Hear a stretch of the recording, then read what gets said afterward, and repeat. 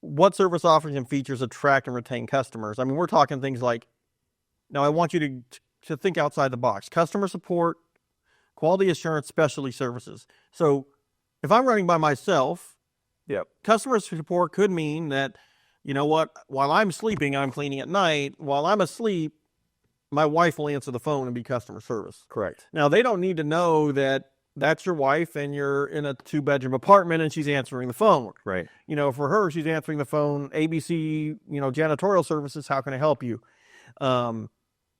It doesn't need to be like, oh, well, just text me.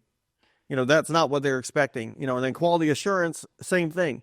If you're running it, maybe you got to do your own quality assurance. So maybe that looks like I can offer that offering. I can't afford to pay for that offering, but I want to do it. But I can do it. But I can do it. I can go out on Saturday and I can do my own quality assurance and shut my head off that I'm the one cleaning and be critical of my own cleaning. And I think with that, it's customer support. I mean, it all comes down to this. You've got to have a plan, right? I mean, coming from someone who early days, and so well, was like, fly by the seat of your pants. Let's get it done. Like, do we really need to sit and go over what we're going to talk about?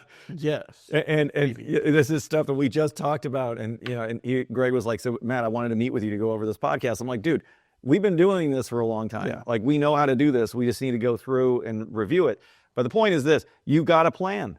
If you don't have a plan on how you're going to deal with customer service, who's going to do it, to your point?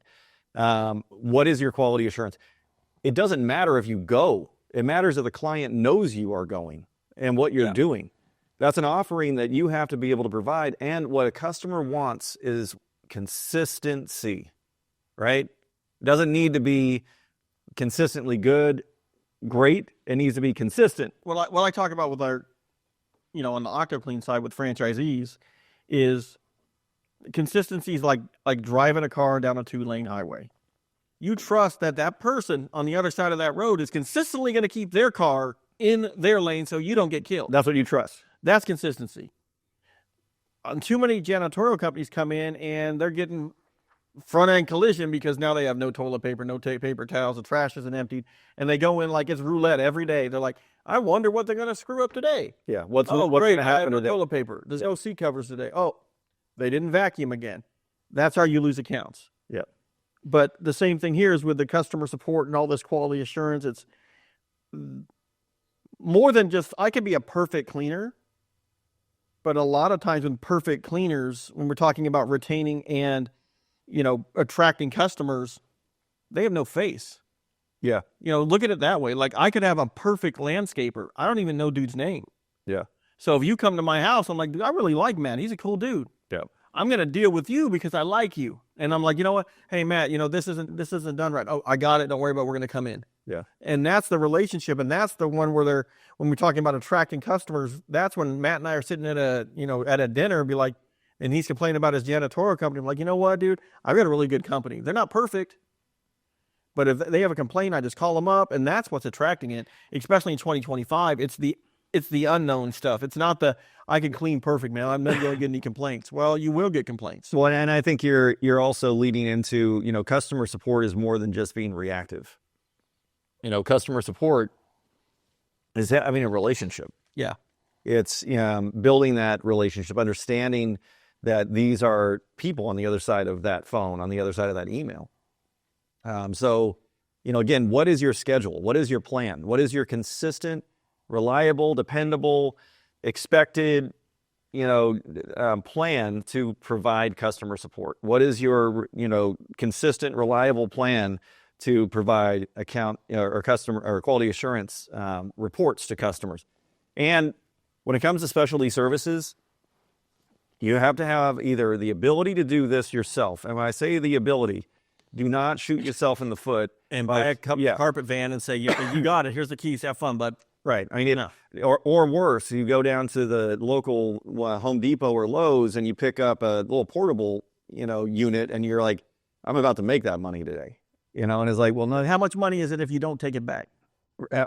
Shout out to you, Dad. Yeah, shout out to Chuck. We need to make sure he puts that comment in there.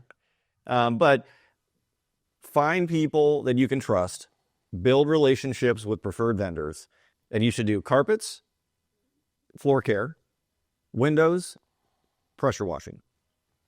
Right? If you can do those 4 things, you're going to be okay. You're gonna be okay. Yeah. Then you start getting into deeper things, right? Like But that's just the parking lot sweeping and stuff Yeah, like that. Those are the basics. Yeah. Because if you don't do that, then they're going to pick up, That's where they're gonna be like, oh, this is a small company. yeah, or they're going to, or worse, they're not going to say anything. They're going to be like happy with your cleaning.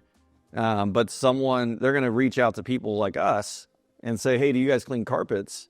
And we're going to go in and say, well, yeah, I mean, that's curious thing. Like your company doesn't clean carpets? Well, no, and that looks like I got to send someone in on Saturday to let them in because Correct. the company that I contracted the carpet cleaning with, that's what a preferred vendor would be. Is Yeah. You're letting them in. You're doing all that stuff. Of course, there's ways to do that. As far as like in OctoClean Media, it talks a lot about like how to make money on preferred vendor contracts. You're making money on this stuff. It's not like Yeah, it's not like you're just giving the money away. $500. I'm going to give Matt $500 to No. do my carpet. That's not how that works. No, you're building those relationships. You're letting them know, like, you're not having to go out and find the business. You're not, having to spend the money on the lead generation. So we're bringing you the business. So let's cut that piece out of your expense and give that back to us.